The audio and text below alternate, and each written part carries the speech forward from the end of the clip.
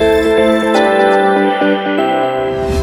प्रदेश पश्चिम क्षेत्र विद्युत वितरण कंपनी लिमिटेड के पोलो ग्राउंड कार्यालय परिसर में मध्य प्रदेश ब्रह्मा स्रोत विद्युत कर्मचारी संगठन द्वारा मंगलवार दोपहर को ठेकेदारी कंपनी ईगल हंटर के विरोध में जोरदार प्रदर्शन किया गया, जहां कंपनी पर कई तरह के गैर कानूनी कार्य के आरोप लगाए गए हैं। संगठन के लोगों ने इस दौरान बताया कि नवीन ठेकेदारी कंपनी ईगल हंटर व अन्य कंपनियों द्वारा कर्मचारियों से अवैध वसूली की जा रही है, जहां कर्मचारियों की पुनः नियुक्ति हेतु 10 रुपए के स्टाम्प पर शपथ पत्र मांगे जाने के साथ ही 2000 की रजिस्ट्रेशन की राशि एवं 15,000 व 10,000 परफॉर्मेंस गारंटी के रूप में अवैध रूप से वसूलने की कोशिश की जा रही है, जो कि गैर संवैधानिक होकर श्रम नियमों का उल्लंघन है। साथ ही आउटसोर्स कर्मचारियों के साथ किए जाने वाले घोर अन्याय एवं भ्रष्टाचार का प्रतीक है।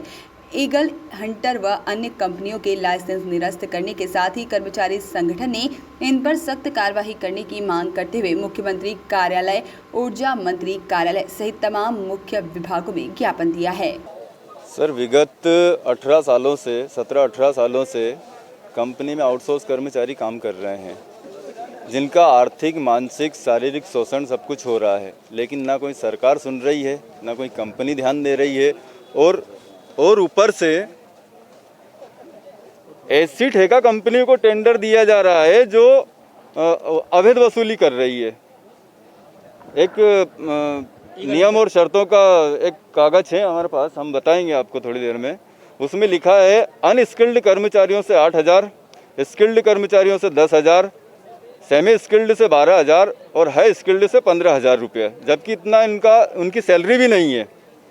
हमने अभी 1 अप्रैल को समस्त कर्मचारियों ने एकत्रित होकर के माननीय एमडी साहब के नाम ज्ञापन दिया था और उनके सहकर्मियों ने बताया था कि हम जल्दी इस पे एक्शन लेंगे, लेकिन ऐसा कुछ हुआ नहीं। आज 5 दिन बीत गए हैं और कल से मैं देख रहा हूँ कि ईगल हंटर के जो पदाधिकारी यहाँ पर जो आए हैं वो कर्मचारियों पर दबाव बना करके और उनसे जबरन ही फाइल पर साइन करवा रहे हैं।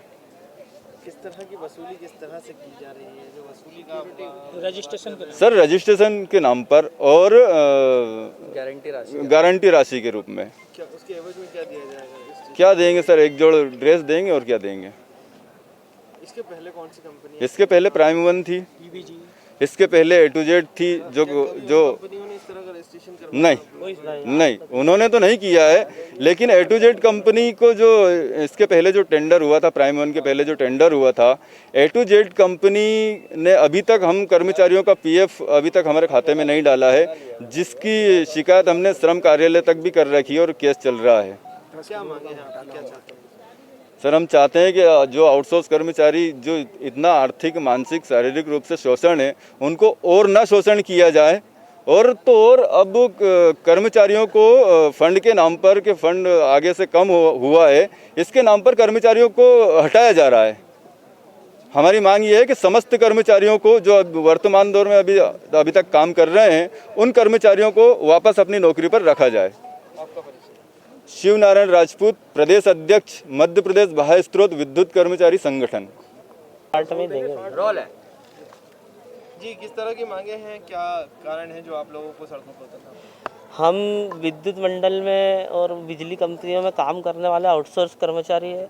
हम आज अपनी इस मांग को लेकर ये प्रदर्शन कर रहे हैं कि जो ठेकेदार कंपनियों को नवीन ठेकेदार कंपनियों को टेंडर मिले, उनके द्वारा अवैध वसूली की जा रही है आउटसोर्स कर्मचारियों से, और साथ ही शासन द्वारा कभी इन कर्मचारियों पे फिर भी ध्यान नहीं दिया जा रहा है, इतनी अवैध वसूली होने के पश्चात भी।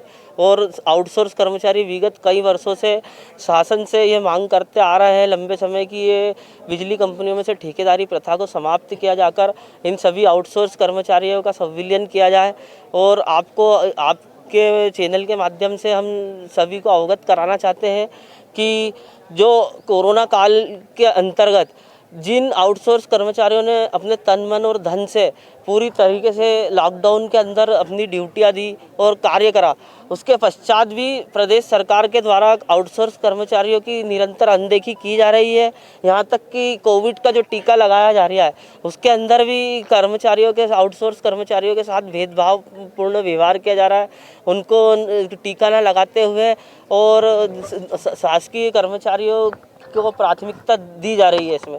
साथ ही जो अभी वर्तमान में जो टेंडरधारी कंपनी आई है उन्होंने ऐसी गाइडलाइन और ऐसे नियम बना दिए हैं कि हमारे जो कई कर्मचारी जो कई वर्षों से काम कर रहे हैं उनको छटनी कर रहे हैं कि आप 45 वर्ष से जो अधिक कर्मचारी हैं आयु उम्र के उनको मतलब कार्य से निकाला जाएगा। एक तरफ तो शासन द्वारा जो विद्युत मंडल के जो रेगुलर एम्प्लॉइज हैं और कर्मचारी हैं वो 60 वर्ष आयु करके उनकी 62 वर्ष शासन द्वारा उनकी आयु निरंतर बढ़ाई जाके जो काम करने की स्थिति में नहीं है उनसे काम करवाने का और उनको मतलब 62 वर्ष आयु करके उनको रखे जाने का प्रावधान किया जा रहा है। और वहीं दूसरी ओर आउटसोर्स कर्मचारियों के साथ में इस प्रकार का अन्याय किया जा रहा है जो कि 45 वर्ष से अधिक आयु उम्र के जो व्यक्ति हैं उनको छटनी कर निकाले जाने की कोशिश की जा रही है। इसका हम विरोध करते हैं। मेरा नाम नितिन गावंडे, प्रदेश महासचिव, मध्य प्रदेश बाह्य स्रोत विद्युत कर्मचारी संगठन। क्या कारण रहा जो आज प्रदर्शन करने के लिए जो आउटसोर्स कर्मचारियों को? एक्चुअल में बिजली कर्मचारी विगत जो है वो 10 वर्षों से कर्मचारियों के शोषण के विरुद्ध जो है आवाज़ उठा रहे हैं।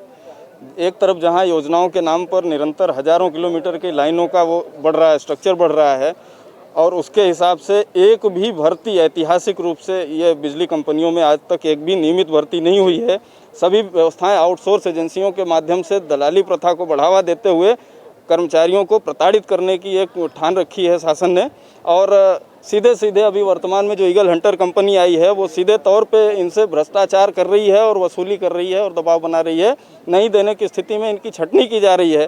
तो हम ये प्रश्न चिन्ह है शासन पर कि ईगल हंटर कंपनी या ऐसी भ्रष्टाचारी कंपनियों से इस डिपार्टमेंट और ऊर्जा मंत्री महोदय की क्या मिली भगत है और इस पर जो है गंभीरता से उनको विचार किया जाना चाहिए। अगर कोई वो नहीं है तो सीधे सीधे ऐसी कंपनियों को जो है कठोर कार्रवाई करते हुए इनके ऊपर FIR दर्ज करवानी चाहिए और कड़ी से कड़ी धाराओं में इनको जेल भेजा जाना चाहिए। और यही जो ठेकेदार बिचौलियों के माध्यम से आउटसोर्स कर्मचारियों को वेतन दिया जा रहा है वो सीधे तौर पे इन कर्मचारियों को अगर दिया जाएगा तो ज़्यादा बेहतर होगा और कर्मचारियों का भविष्य भी सुरक्षित होगा और प्रदेशवासियों के सुख सुकून सुविधा जो सरकार जो है आत्मनिर्भर भारत का सपना देख रही है उसमें जो है प्रदेशवासियों को राहत भी दी जा सकेगी और व्यवस्थित तरीके से सुचारू रूप से बिजली का संचार भी प्रदेश में किया जा सकेगा। अभी यूनाइटेड फोरम हमारा जो है विगत 5 वर्षों से इस माध्यम से लड़ाई लड़ रहा है और 23 फरवरी को ऊर्जा मंत्री महोदय से इस विषय में विस्तृत चर्चा हुई थी जिस पे 1 घंटे बात हुई और उन्होंने ये आश्वस्त कराया था कि हम इनके भविष्य के लिए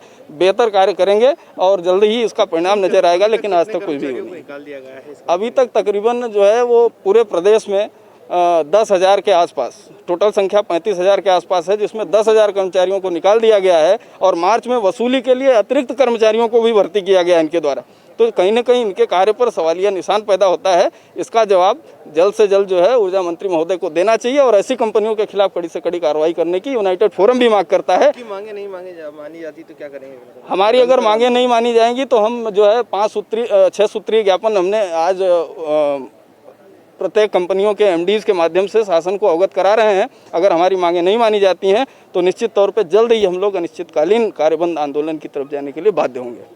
प्रदीप कुमार द्विवेदी, यूनाइटेड फोरम सह सचिव। Bureau report, voice of rights.